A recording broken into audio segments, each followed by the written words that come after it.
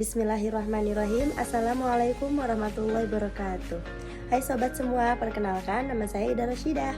Saya akan menjelaskan tentang materi yang berjudul Musnad Syafi'i dan juga Musnad Ahmad. Mari kita saksikan penjelasan dari materi saya. Biografi Imam Syafi'i. Imam Syafi'i lahir pada bulan Rajab tahun 150 Hijriah atau 767 Masehi di Gaza bagian selatan Palestina. Sedangkan kampung halamannya bukan di Gaza melainkan di Mekah atau Hijaz. Nama lengkap Imam Syafi'i adalah Abu Abdullah Muhammad ibn Idris ibn Abbas ibn Syafi'i ibn Sa'ib ibn Ubaid ibn Yazid ibn Hashim ibn Abd Al-Muttalib ibn Abid Al-Manaf ibn Qusay Al-Quraisy. Sedangkan gelar beliau adalah Abu Abdillah. Adapun nasab Imam Syafi'i bin Fatimah binti Abdullah ibn Hasan ibn Husain ibn Ali ibn Abi Thalib. Dengan demikian, maka ibu Imam Syafi'i adalah cucu dari Sayyidina Ali bin Abi Thalib, menantu Nabi Muhammad SAW dan khalifah keempat yang terkenal. Kepribadian dan mazhab Imam Syafi'i. Ketika ayah dan ibu Imam Syafi'i pergi ke Syam dalam suatu urusan, lahirlah Syafi'i. Ayahnya meninggal ketika beliau masih kecil, baru berusia 2 tahun. Syafi'i dibesarkan ibunya dalam keadaan fakir. Dalam asuhan ibunya, beliau dibekali pendidikan, sehingga pada umur 7 tahun sudah dapat menghafal Al-Quran. Aliran keagamaan Imam Syafi'i sama dengan imam mazhab lainnya dari imam-imam mazhab 4. Abu Hanifah, Malik bin Anas, dan Ahmad ibn Hanbal adalah termasuk golongan Ahlus Sunnah wa Jamaah. Ahlus Sunnah wa Jamaah dalam bidang furu' dibagi menjadi 2 aliran, yaitu Ahlu Al-Hadis dan aliran Ahlu Ar-Ra'i. Dan Imam Syafi'i termasuk Ahlu Hadis. Rihlah ilmiah, guru dan murid. Imam Syafi'i pergi ke Makkah menuju suatu dusun Bani Huzail untuk mempelajari bahasa Arab karena di sana mendapat pengajar-pengajar bahasa Arab yang fasih dan asli. Imam Syafi'i tinggal di Huzail selama kurang lebih 10 tahun. Sebelum Imam Syafi'i ke Baghdad, beliau telah mempelajari hadis dari Imam Malik di Madinah, yang sebelumnya beliau juga pernah belajar kepada Sufyan ibn Uyainah, salah seorang ahli hadis di Mekah. Keduanya merupakan syekh Imam Syafi'i yang terbesar sekalipun ada syekh yang lainnya. Dalam usia 13 tahun, beliau telah dapat menghafal Al-Muwattata. Baru setelah berusia 20 tahun, beliau pergi meninggalkan Mekah untuk belajar ilmu fikih. Selain kepada Muslim ibn Khalid al-Zanjiz, Malik dan Sufyan ibn Uyainah, Imam Syafi'i belajar pula kepada Ibrahim ibn Sa'id ibn Salim al-Qodah. Karya-karya Imam Syafi'i. Judul-judul kitab karya As-Syafi'i adalah sebagai berikut: Ar-Risalah, Khilafu Malik, Ar-Rad ala Muhammad bin Hasan, Al-Khilafu Ali wa Ibnu Mas'ud, Jami' al-Ilmi, As-Sunnah al-Ma'surah, Al-Fiqh al-Akbar, Al-Ikhtilaf al-Hadis, Musnad, Ahkam al-Quran, Ibtalul Istihsan, Siyarul Auza'i. Penilaian para ulama. Para ulama terhadap Imam Syafi'i bersikap positif dan menyaksikan kekayaan ilmu dan pendapatnya. Imam Syafi'i telah mempengaruhi pemikiran ulama dalam hal usul fikih, yang merupakan ilmu tentang cara menyusun dan mengatur peraturan hukum Islam. Imam Syafi'i disebut sebagai ulama yang toleran terhadap pendapat ulama lainnya. Imam Syafi'i juga disebut sebagai ulama menempatkan ulama pada posisi terhormat dalam Islam. Ia memasukkan ulama sebagai salah satu kelompok wali Allah, sebuah kedudukan terhormat di bawah kenabian. Biografi Imam Ahmad. Nama lengkap beliau adalah Abu Abdullah Ahmad bin Muhammad bin Hanbal bin Hilal bin As'ad bin Idris bin Abdullah bin Hayain bin Abdullah bin Anas bin Auf bin Qasid bin Asy-Syaibani. Keturunan Ahmad bin Hanbal bertemu dengan keturunan Rasulullah SAW. Imam Ahmad lahir sewaktu ayahnya pergi ke Marwah, sebagai seorang ghazi dan tinggal sementara di sana.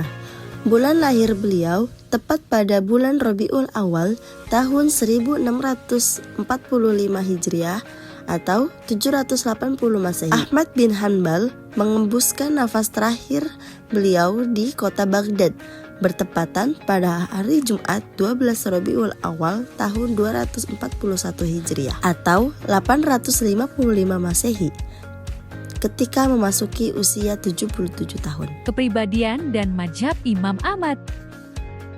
Ahmad bin Hanbal dikenal sebagai sosok yang punya tingkat intelektual yang tinggi, sehingga mampu menghafal berjuta hadis. Hal yang mustahil dilakukan oleh seseorang kecuali memiliki kapasitas intelektual yang mumpuni atau dabit.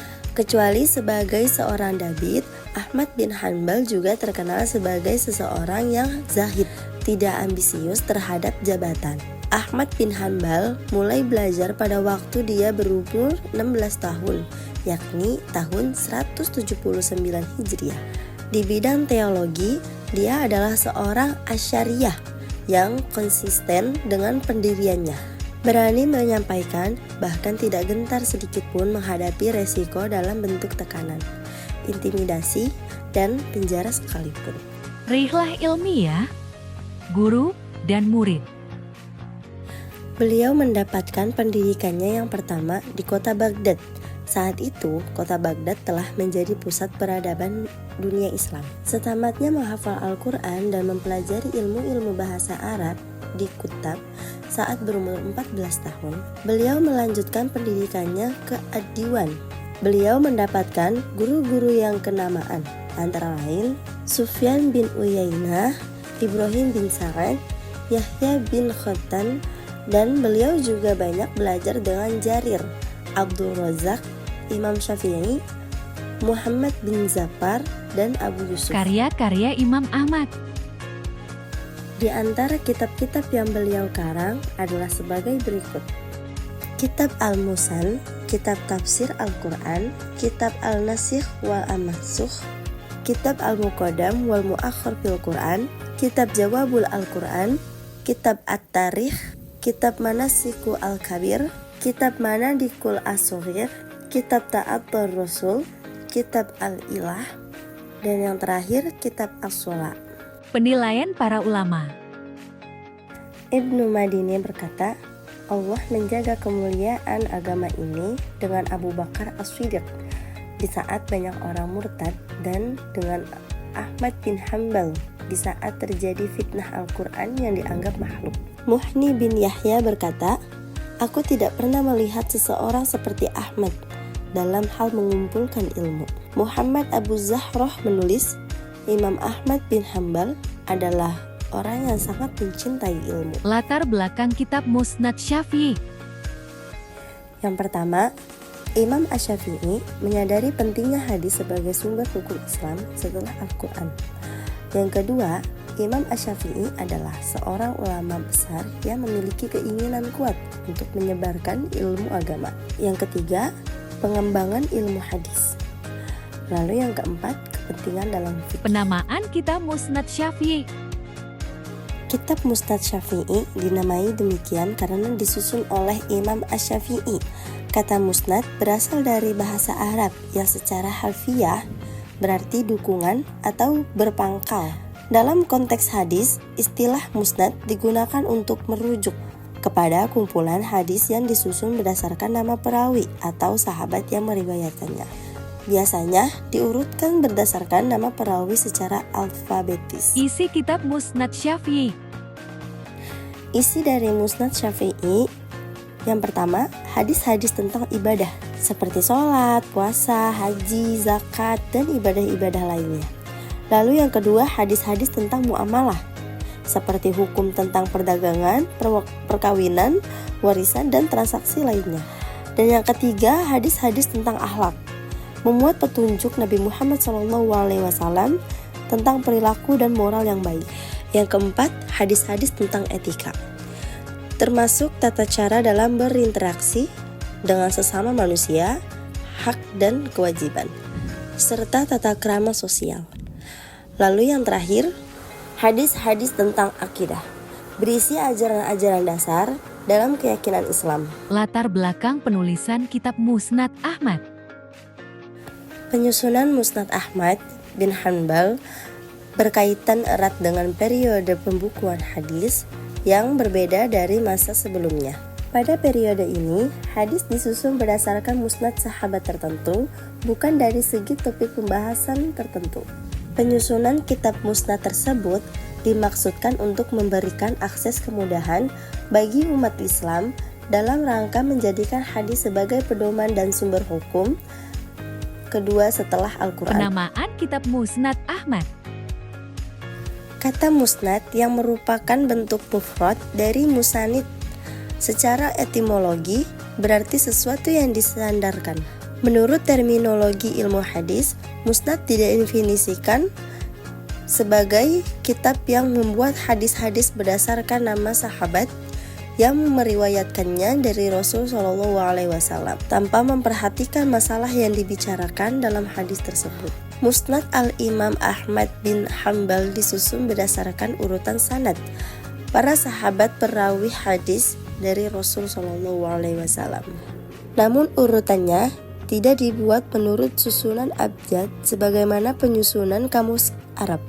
Penyusunan nama sahabat lebih memperhatikan urutan keutamaannya, asal daerah juga kebilahannya. Isi kitab Musnad Ahmad. Isi dari Musnad Ahmad yaitu sebagai berikut. Yang pertama, ajaran dan praktek keagamaan. Hadis-hadis tentang sholat, puasa, zakat, haji, serta praktek-praktek ibadah lainnya. Lalu yang kedua, etika dan akhlak. Hadis-hadis yang membahas tentang akhlak mulia, perilaku yang dianjurkan dan prinsip-prinsip moral dalam Islam. Lalu yang ketiga, sejarah kehidupan Nabi Muhammad SAW.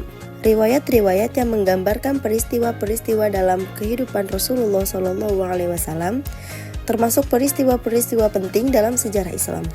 Lalu yang keempat, hukum Islam.